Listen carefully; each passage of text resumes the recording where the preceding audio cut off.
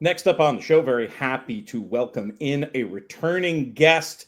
I threatened him that he would be coming on here to do some handicapping soon. We're going to make that threat a reality today. You've heard him on these airwaves. You might know him from the fantastic work he's done in the industry as a bloodstock agent, as a jockey agent. Very happy to have him here with us to talk about one of the great days of racing of Saratoga, this Whitney Day Saturday. Joe Migliore, how are things?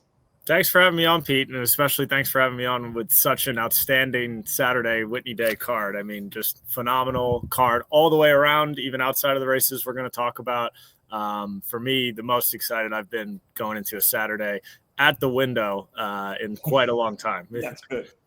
Yeah, we got a lot of coverage for you here on the network. I'm going to be doing a special Baby Talk episode with our friends at Keeneland Sales covering. We got this fun all 2-year-old opening pick 3. I'm excited about that. We'll be talking about that in another show with our buddy Dean Rothmeyer. But here, we're going to focus on the pick 6. When I brought you in, Joe, I mentioned about, bloodstock agent, jockey agent. I didn't specifically talk about the work you do with the sponsors of these Saturday Saratoga segments. I've had the pleasure of dealing with you in the context of your role at Adelphi Racing Club. We should talk about that. I would imagine your role with Adelphi has you pretty busy this summer as well. Yeah, absolutely. Look, we're at the point now where we're almost up to about 30 horses, actively in training. And, that means a lot more action, a lot more runners, and, a few really tough trips to start the meet, kind of waiting for the luck, cyclical meter to come back around our way. But, we a little quiet this week. But that being said, we'll have a plethora of runners the following week and through the rest of the meet, and looking forward to getting into the winner's circle. You've been around the industry your whole life. What is it about Adelphi specifically? I feel like there's a little bit of a different vibe. And as I've said many times, some of my best memories in racing as somebody who's been in it for decades now have come as an Adelphi partner. What do you see that makes this experience with Adelphi and Matt Kater special and different? I think it's been kind of hard to pinpoint exactly what makes it different, but there's a cohesive nature to the group. And I don't think we're one of these overly big groups as well. A lot of our core people are involved across several horses, and, a lot of our people have become close friends on or off the track. I think we have a very kind of inviting feel to us. We're trying to treat everybody exactly the same and make sure they have a good time at the track. And we like to show up at the track and have a good time, whether it's watching our own horses or hanging out in some of the stretch boxes we have and having a drink and putting together a pick 5 or asking somebody who you like this race. And, combine that with what we do in the morning. We're always out and talking with our trainers and hanging by the rail. And it's just a good time. We just all are very friendly, and we found a group of people that, are strong behind us, and we're trying to do our very best work, in terms of the horses we find and the trainers we pick out and the experience we, give their horses or develop their careers, and everything it comes very natural. It's just a lot of fun. The word club does a lot of work in the title of Adelphi Racing Club. There is that idea of like-minded individuals and this fun shared experience. And you mentioned about the mornings. That reminds me, my daughter has put in a request to go see Gem Mint 10 at his stall at some point this meet. She says he's such a nice horse. Well, we can do that absolutely anytime. And I can confirm Gem Mint 10 is like a giant Labrador retriever at his stall. He will just put his head down right into you.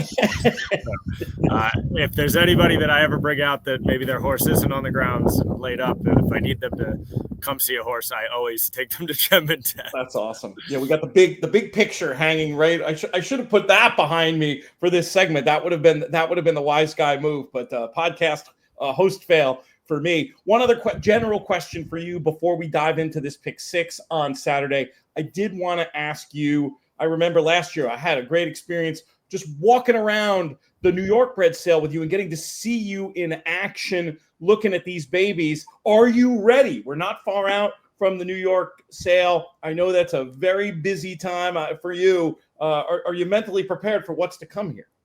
Yeah, look, I think I've gotten to the point now where, this is the 5th or 6th time I've entered the New York bred sale as a serious buyer, right? As the potential to buy 3, 4, 5 horses out of the sale. And obviously we always want to support the New York bred program. We're huge, backers of the New York bred program and huge believers in the New York bred program.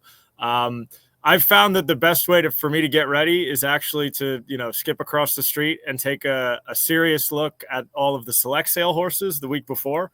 And even though we very likely won't buy there's not a lot of value to be had in the Saratoga select sale.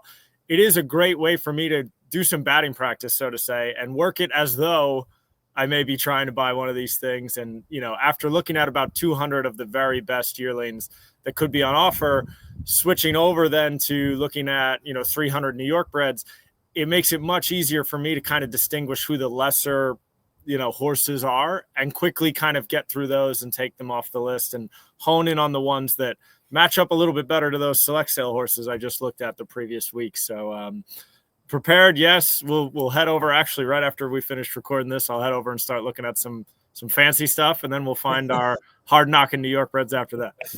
You say that you say that forgetting how well these New York breds have been doing too. I mean, there's more than just hard knockers these days. Oh, for sure. I mean, there was a great race yesterday. I thought the Morrissey yesterday was so much fun, and it was great to see Doc Sullivan kind of gut it out and get his nose on the line there, and then sat there and was like, hey, got that Pandagate who beat him 3 times last year coming back. So excited for Pandagate's return. And look, the New York breds can compete at any level. It's just about finding the ones that kind of have that open quality look to them. But that's what we're in the business of doing, and we've done very well at it, buying successful New York breds over the past 3-4 years. This is a great time if you're interested in Adelphi to reach out, because there should be more inventory after the upcoming sales. If you're curious, honestly, you can check out the website, AdelphiRacingClub.com. Did I get that right, Joe? But you know what? If you're interested, you can also reach out to me. We're going to try to do some special events for people who are serious about getting involved throughout the course of this very Saratoga meet. If you go to inthemoneypodcast.com and hit the contact page there, you can send me a note, and I'd love to introduce you to the team. Like I said, it's been a fantastic experience, and I encourage folks to do that. And of course, you can get the basics over at the Adelphi Racing Club website. Okay, let's talk about these stakes races that are the centerpiece of this loaded Saturday card that we were talking about. We start with a bang. Fourstar Dave, no longer a standalone weekend. It's now part of Whitney weekend. Maybe that has to do, like so much of the New York turf race scheduling this time of year, with creating more options down the line and working the Kentucky Downs angle. Not exactly sure, but it came up strong, and it's a really interesting race to talk about. We have participation from California. Johannes certainly setting the standard in terms of form. But Joe, I'll let you kick this one off. Who are you most interested in here? Yeah, I mean, what an outstanding way to start this pick six sequence. I mean, I would argue that I'm most excited to watch what unfolds on the track in the Fourstar Dave, almost over any of the other stakes. The Whitney is also a very exciting feature too. But, I mean, look at how this race came up. I mean, there's so many layers to it. There's so many different dynamics. I mean, it's great to see Johannes, shift east. Really for the first time ever, essentially, in his career. And the question is, how will that form over there translate, to East Coast racing? I know all the West Coast guys say that us East Coasters have a lot of bias, coming off such a long break as well, and likely the favorite in this race based off his deserved accomplishments. For me, from a handicapping gambling perspective, this is a horse that you don't want to lean into, too much, even though I won't be surprised at all if he's the very likely winner of this race. For me, the biggest thing too is how is the race going to unfold from a pace dynamic? It's kind of the first step of my handicapping process always. And Deterministic has taken a massive step forward since he, has kind of tactically been changed in his running style to, just letting him run on the front end. I think putting Kendrick Carmouche on him was a tremendous move by the Clement barn. And Kendrick is a guy that never takes anything away from a horse, right? And he's allowed this horse to use his stride and just go on and do what he wants to do. And it resulted in great success in both the Fort Marcy and the Manhattan. However, he is not going to get an easy lead like he did in those other two races here, in the Fourstar Dave. The presence of both Mark Casse entrants specifically My Boy Prince, injects a ton of speed into this race. Now, thankfully for Deterministic, he is drawn outside of those other two horses, so it gives Kendrick some optionality in terms of what he wants to do. How the break goes and how this race unfolds early, I think will determine a lot about the race. But just with the depth of quality in here, I do want to be spread to open up, the pick six if I'm playing one. The worst feeling in the world is being out of the first leg of the pick six and then just taking leg one off your ticket and punching that pick five right back in.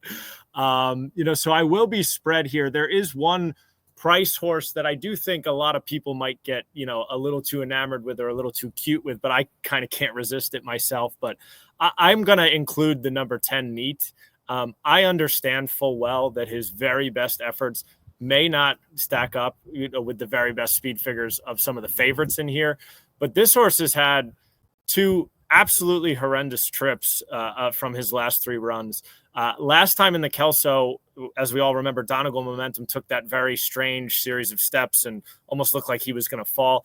Neat by far was affected the most by that. He had to swerve all the way out into the middle of the track during the turn to get around Donegal Momentum, and he still came with quite a serious run in the stretch.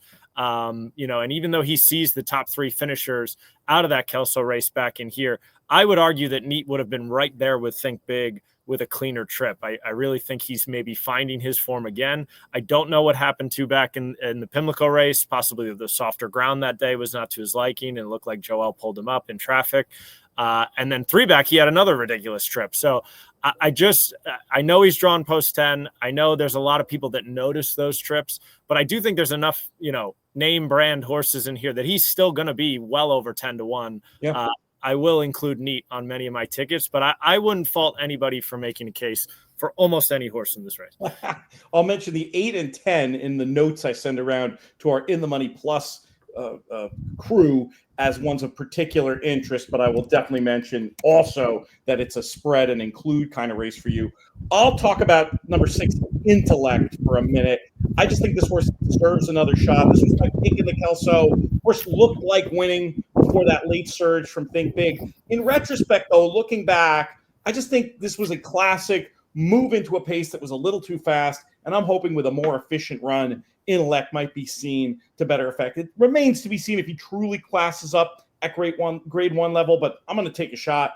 And I just can't. I take your point about trying to beat Johannes, but I can't lose to the one who simply looks like the class of the race. I love the ambitious spotting. I love the way these workouts look.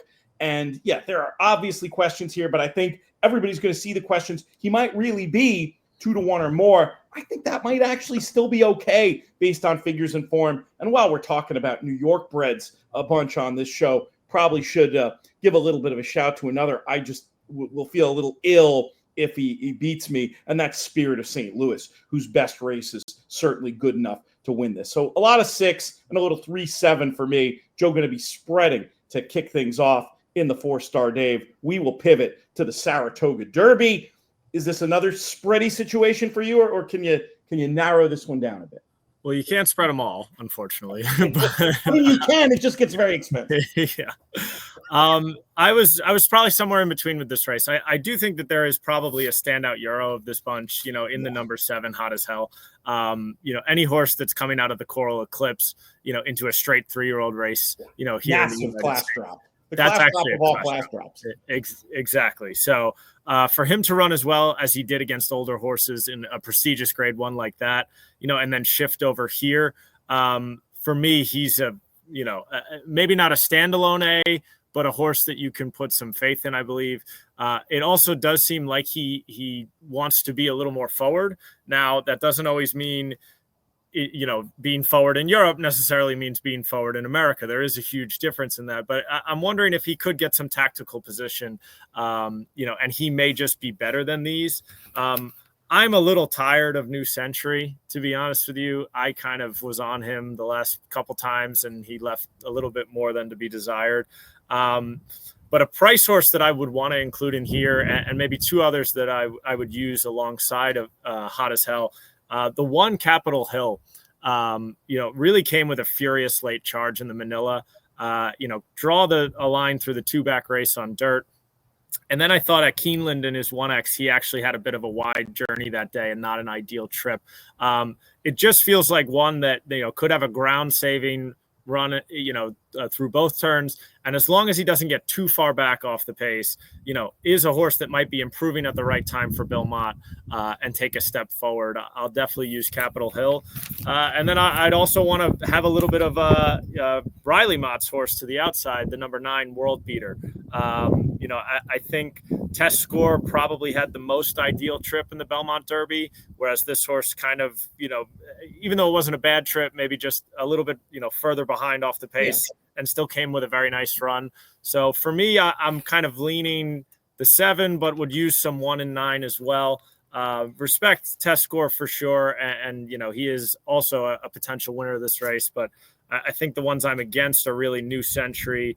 And I know blinkers go on Final Gambit, but he just feels kind of like a plotter to me and one that I can't really get behind at a, shortish price.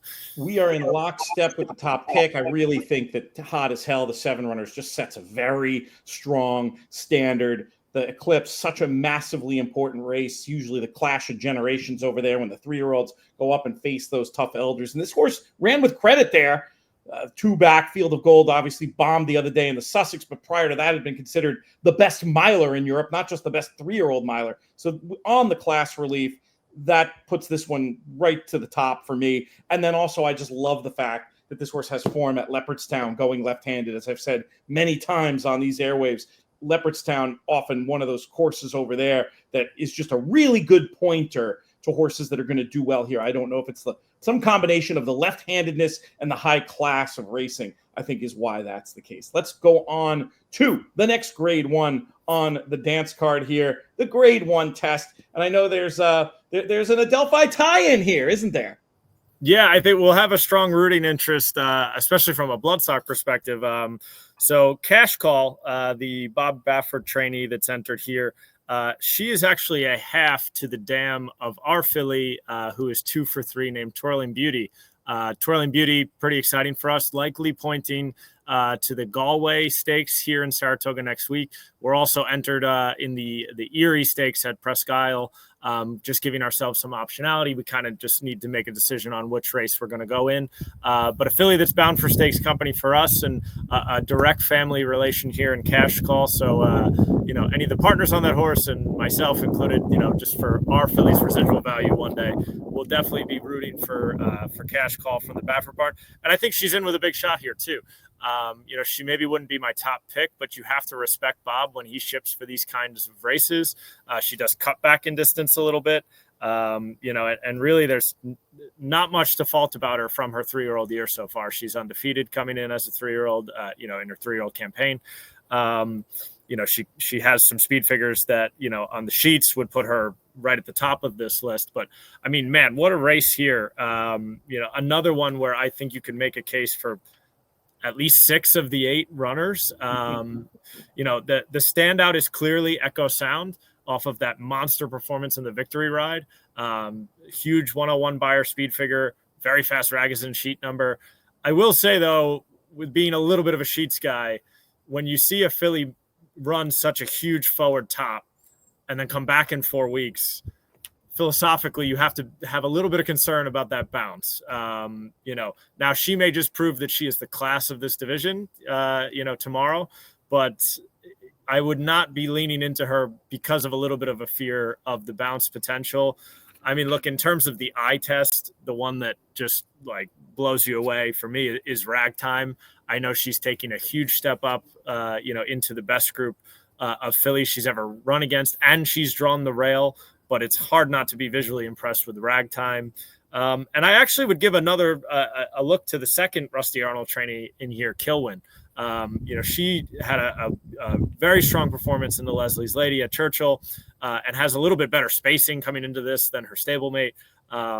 Probably some mixture of 1, 2, 4, and 6, but I mean, there's several others you can make a case for in here as well. It really is that kind of race. And I'll make my case for one that you didn't talk about. I thought there was a chance that the 3 Look Forward could end up being the best value proposition in this race. I really like the turn back for this one. Game second in the Acorn, a race that's already produced 2 next out winners at stakes level. And I like the run that she made there. I thought she was making her move into the fastest part of the race, which allows me to justify the flattening out a little bit and makes me think that 7 could be right on. And I also just thought the Churchill race was a little bit better than it looked, hanging on to win, going 7 through a strong pace. I'm hoping they do not go on the pace here, maybe settle, stalk, and pounce. I thought Look Forward was very interesting. I wasn't going to get beat by Echo Sound. Just very, very logical. But I mean, every horse you mentioned also has chances. So this is one where I will be 3 and 6 on the A line probably, and then kind of definitely 1 and 2 on the backup line, maybe some 8 on the backup line, and I'm going to take another look at your 4 as well. It's that kind of race. It's loaded, and it's probably not even as loaded as the next race we're going to talk about. This Grade 1 Whitney. I love it when everybody shows up who you want to show up. And this is that kind of race to me. I can't wait to hear who you think is going to win the race that gives the day its name.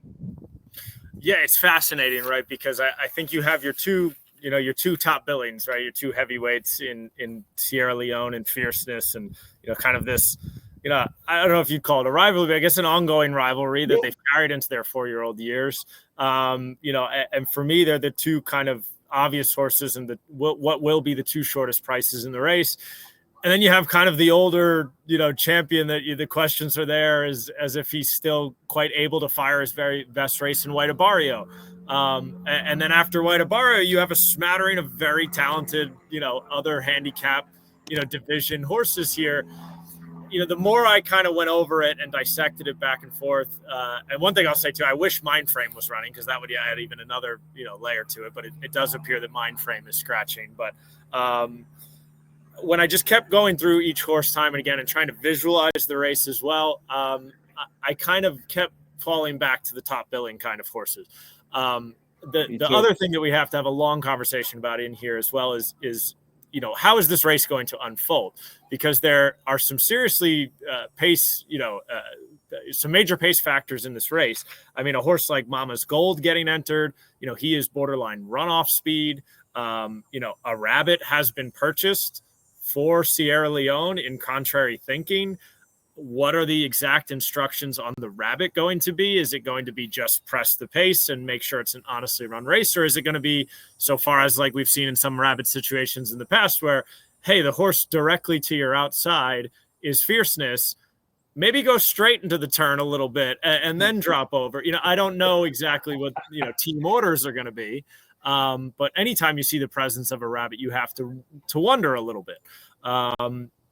The one benefit that I think John Velasquez gets on Fierceness, unless maybe that rabbit decides to try to float him out a little bit into the first turn, is he's drawn outside of all these other speeds, right? He's only got 1 horse to his outside, and it's Post Time, who's likely going to be, maybe not fully dropping out the back, but, not up on the pace.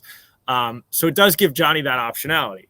Johnny can kind of break and use his horse to go forward a little bit, but then look in and see, what are the dynamics going to be? Who's really, sending? How fast are we going? And I just have always felt like Fierceness, when he gets things very comfortable, when he gets things his way, the best Fierceness comes out. And the very best Fierceness, to me, is the very best horse in this race. Right. So while he's probably going to be the favorite here, I did gravitate towards Fierceness a little bit. I can be a little forgiving of his Met Mile, which may be at a slightly shorter distance than he wants to be running.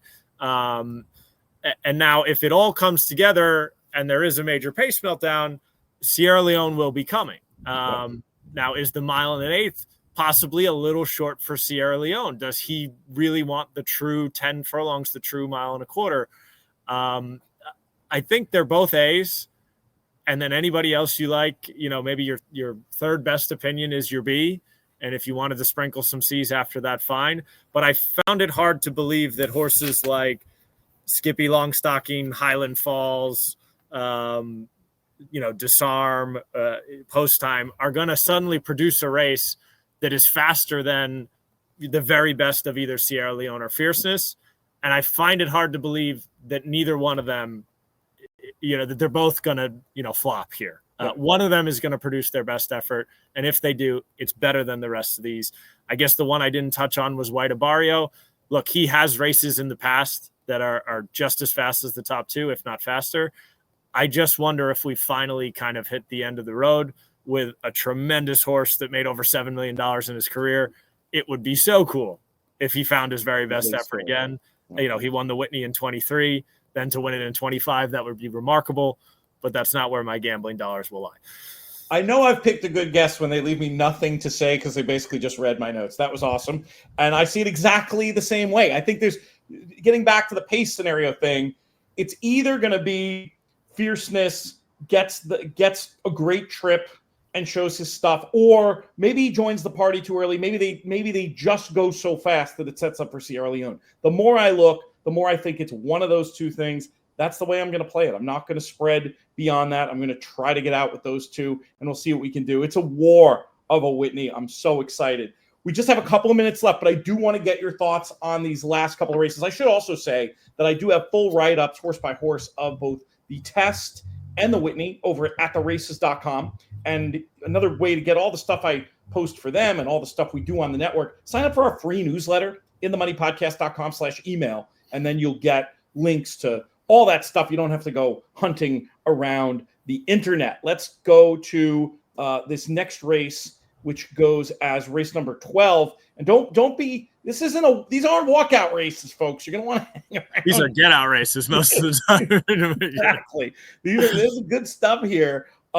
Starting with this allowance race where you could accuse me of being a homer, but this is really the horse that I like. Ray Handel, who does such a great job training and is one of the Adelphi trainers. I've always been a fan of La Salvadorena, and I just think she's been a little unlucky the last two. Last time, Quiet Confidence was able to dictate terms and was probably on the right part of the course. She got caught chasing. Two back, just woefully out of position, rallied well to be second. I think this time around, it's a good stalk and pounce trip. I think Pratt will work it out. I'm going to mess around maybe a little bit with the 4, Upon a Star. Both Sibs won on turf. Munnings is such a good turf sprint influence. And anytime Mike Maker gets involved with a horse and changes something up, I give that extra attention. So a lot of 3 and a little 4 for me. How do you see this one? I fully agree on La Salvadorena, and she's a filly that fires every time. She's really never had a bad effort, truly bad or dull effort. She's a clear A for me. It's one of those turf sprints where it looks like there's some speed on paper, but it's probably going to end up where someone wins the battle and then therefore has a good chance to win the war at the end of it. I probably have to have a little bit of 2 and 4, like you said, kind of inside speed types. And if I wanted to get cute somewhere and maybe add a horse that might get a little overlooked, I want to give the 5. She's Got Will a little bit of a look. Good form as a 2-year-old, competed in some nice races, won on debut. Now is cutting back to sprinting, which I'm not a huge turf cutbacks guy, but this is off a layoff, now a 3-year-old. One that just felt like she had some speed figures that fit as a 2-year-old, if she was to take some noted improvement from 2 to 3, and maybe if they do hum a little bit, here she comes late, I'll have some 5 in there as well. But I agree mainly with the ones you said, and if I had to add, it would probably be the 5, She's Got Will. Race 13 closes it out. Maiden 3-year-old fillies on the turf when it comes to this pick 6 and all these late picks on Whitney Day, Joe. How are we going to get paid? So hopefully it's not one of those days where I'm out of every single multi-race wager and I'm constructing a dollar superfecta ticket at the end of the day. But that has worked in the past. With this race here, there's a couple notable horses that are coming out of a race on July 3rd, which we actually at Adelphi know very well because we were third in there with a filly called Bint Al Dandy. Bint Al Dandy drew the AEs here, was lucky enough to have an extra race go for next week, so she will be scratching and running next week. But that day, that race was dominated on the front end by a Brittany Russell trainee, and that was also a period of time where it felt like the turf was just, if you got forward, they ran 1, 2, 3, 4 around the track. Very much that kind of race. So I do have to give some respect to, even though she ran very rankly throughout the running, the number 2 for Chad Brown, Peak Hype, She did make up some ground in there in a race where nobody made up any ground. Now she's going to have to settle for Irad Ortiz more in the early portion of the race, but she is very live in here. For that reason as well, I also will want to use some of the 4 Magnum's Microburst, who was 6 lengths back and then ended up, getting beat about 2 3/4. There's some interesting firsters in here. There's a second Phil Antonacci that's coming off a bit of a break. There's a lot of directions that you can go in here. I would lean the 2, but probably if the ABC ladder can afford it, be moving things around quite a bit in this last race, as I think there's several that can win. And oftentimes these maiden special weights, last race of the day, can truly end up trip races. 2, 4, and 9, 3 of the numbers that'll be on your tickets. Sounds like I'll make the case for the 10. Say Yes to Dreams off those good races in Ireland. On Blood, you'd think the added ground could help this one. And the fact that she sprinted over there, to me, says probably has okay tactical speed. I definitely get peak hype. I mean, that trip wasn't good on debut, but it was one of those trips I don't want to forgive too much because it was so much of her own making, as you pointed out, but still flashed ability in there and well drawn, probably improves and can win. And then the 7, Too Late, Baby Doll, just makes loads of sense off the 2 seconds. Maybe the 9 furlongs last time in a truly run race was just a little bit too much.